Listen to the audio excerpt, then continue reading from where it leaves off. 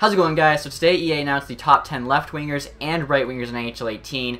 In this video I'm just going to be covering the top 10 left wingers, so have yet to look at the list. Pretty curious to see who is on it. So here you go, top 10 left wingers. Starting off at number 10, we have Gabriel Landeskog, 85 overall. So 85 is without a doubt the lowest rating so far for a top 10 player. 87, Cam Talbot was the 10th highest goalie, and 88, Pietrangelo was the 10th highest defenseman. So left wingers are quite lower rated.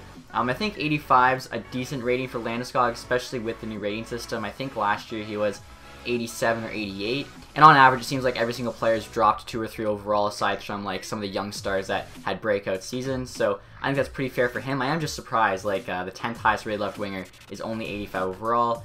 Best stats there, 90 strength. He's also got 4.5 star shooting, puck skills, skating, and physical. But honestly, I am kind of surprised to see Landeskog in the top 10 for left wingers. Very curious to see who else is on this list and who is left off. So number 9 with Eric Staal, 85 overall. This is another kind of surprising choice. I think Eric Staal is like a natural center. Like, he does have 79 faceoffs here, and it looks like Stahl's best stats here is offensive and defensive awareness, both 89. So obviously a good two-way player. He's got 88 stick check, 88 passing. So solid winger. Again, kind of like Landeskog, I am surprised to see him in the top 10 list. I'm also surprised to see him as a left wing, but we'll keep moving on here. So number 8, Filip Forsberg. Now, I think Filip Forsberg, that's surprising. 86 overall. I would have him more than just 1 overall higher than both Landeskog and Staal. I'm also surprised to see him at the number 8 spot. We'll see who else is in like the top 7, but Forsberg here, he's got elite potential. That is one thing I forgot to mention in the last two. Staal top 6, but he's too old anyway for potential to matter. Landeskog also elite. Forsberg here's best stats, 91 DK, 91 puck control, 4.5 star puck skills, senses, shooting, and skating. So obviously I think Forsberg's a very good player. Honestly, I'd even have him like an 87. I'm curious to see now who is ahead of him. So number 7, Panarin, same rating, 86 overall as well. You guys can see he's got the Blue Jackets behind him now. Also elite potential, but his best stats there, 93 deking and 92 puck controls. He's actually got 5-star puck skills and shooting, so that's pretty impressive. His physical, though, very low there at 3 stars, so pretty similar to like Patrick Kane. Patrick Kane also has a very low physical stat. Patrick Kane will probably be like the number 1 right winger once we do that video, but Panarin overall, I think, good choice there. 86 overall, I think, is fair for him. Next up here, number 6, Max Pacioretty, 87 overall as well. So yeah, I think like Forsberg can make the argument is about as good as Pacioretty. He's also got elite potential there. He's got 90 hand-eye, 90 slap shot power, wrist shot accuracy, and wrist shot power, so he's got a really good shot on him. He's also got 90 offensive awareness, so obviously very solid power forward. I think Max Pacioretty, number 6, 87 overall, that's a fair rating for him. So far, really, I think just Forsberg's a little too low rated, and both Staal and Landeskog I'm surprised to see in the top 10. I'm going to have to take a look at like left wingers after this and see if I would have had 2 other players in their spots. Moving on to the top 5 now. At number 5, we have Johnny Gaudreau, also 87 overall. He's also got the elite potential. Obviously, he's going to have sick hands. Yeah, 95 deking, 94 hand-eye, 92 passing, 93 puck control. Just ridiculous hands on him. His skating stats too, 93 speed, 94 excellent agility. So he's got the 5-star shoot. So of course he has that 5-star puck skills and skating as well as senses. 95 discipline, 93 offensive awareness. Gaudreau is just kind of like one of the silkiest players in the league. I think he's definitely deserving of that number 5 spot for left wingers. Next up here, Brad Marchand, also 87. So we have here 3 87 tied right now. Marchand, 2-way forward. Potential's only a top 6. He's got 5-star shooting, and the rest of his skills are 4.5 stars, aside from defense, they're at 4 stars.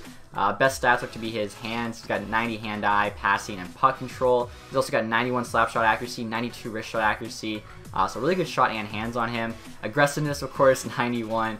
A bit of a pest out there, 90 offensive awareness, but still a very solid player. And next up at number 3, we have one of my favorite players, Taylor Hall, also rated 87 overall. So they have Hall, Marchand, Gaudreau, and Pacioretty all tied 87 overall.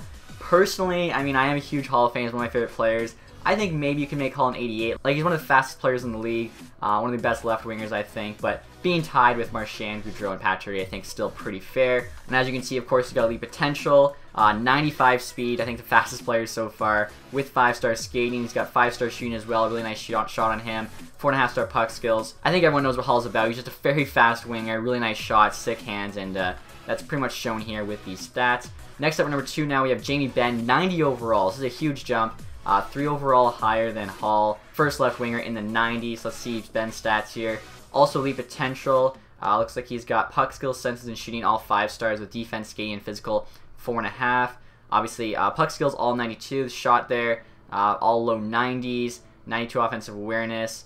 I mean, obviously, Jamie Benn, just a very, very good power forward. He's also got 81 faceoffs on him, so if you want to use him at center, you probably could. 81 faceoffs, honestly, pretty decent, especially for a winger, but yeah, just really good all-around stats. Jamie Benn really doesn't have that many negatives to his game. And finally, guys, at number 1 here, we have Alex Ovechkin. I think this was kind of obvious. Sometimes I have Ovechkin, though, as a left winger, sometimes a right winger, but in NHL 18, he's a left winger, 92 overall, so he's actually 2 higher than Benn's. And I feel like his 92 rating's pretty crazy, and I think maybe a little too high. Obviously, Ovechkin is like one of the best goal scorers of all time, but if you look at it, he's 2 higher than Benn, which I think's okay, but then he's 5 higher than Taylor Hall, Brad Marchand, Gaudreau, and Pacioretty, but those 4 guys are only 2 higher than Landeskog and Staal, and I would argue that the gap between even, say, Landeskog and Hall is about the same as the gap between Hall and Ovechkin, so that would make Ovechkin like an 89, or I guess you could say maybe Landeskog's rated too high, but yeah, like the 2 overall gap between, say, Hall and Staal or Landeskog, I don't think is the same like gap on the other side between him and Ovechkin, so I think either like Landeskog and Staal are rated too high, or Ovechkin's rated too high. Probably the latter. I think 92 OV, that might be a bit too high for him. I think if Ben's a 90, maybe OV should have been like 91 max, but like I said, one of the best goal scorers of all time. Can't take that from him. He's also got franchise potential there, the only left winger with that. Obviously, he's going to have 6 stats, 5-star everything but defense at 4 stars. I mean, puck skills, he's got 96 hand-eye, 95 puck control. His shot's insane. 95 for slap shot, 94 for wrist shot, 95 balance. He's got the 96 offensive awareness. He's an absolute beast, 94 strength. Like I said, I do think he's a little too high rated, just in terms of like the fact that they lowered the ratings this year. That's really my only, I guess, gripe about this list. Also, I think Landeskog and Staal maybe shouldn't be on it. So let me go Google really quick the other left wingers that didn't make the list to see if I would have had anyone in their place. Alright guys, so I just pulled up a list of the top left wingers in the NHL in terms of fantasy. Now this is from last year, but still, looking at this list, a couple names that stand out to me that I would definitely have had on the list in place of both Staal and Landeskog. Zach Parise and Alexander Steen. I feel like Parise would have been my number 9.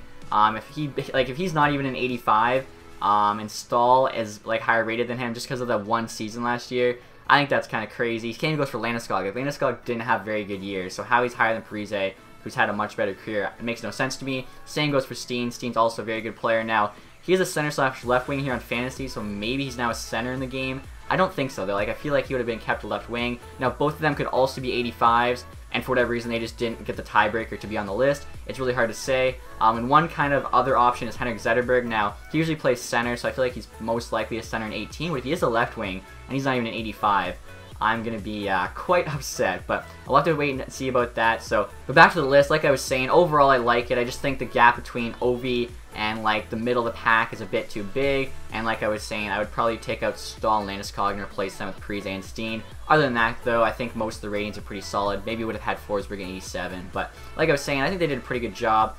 So far, though, I think the best list they had was probably the goalies. I thought the goalies were very well done. Defense was pretty good as well. This one's probably the one I distribute the most so far. But other than that, guys, we'd love to hear what you think about these ratings in the comments section. Make sure to stay tuned for the right wing video. It should be out shortly after this one. And if you guys did enjoy this video, please do a thumbs up. Thank you guys for watching. Have a nice day. Goodbye.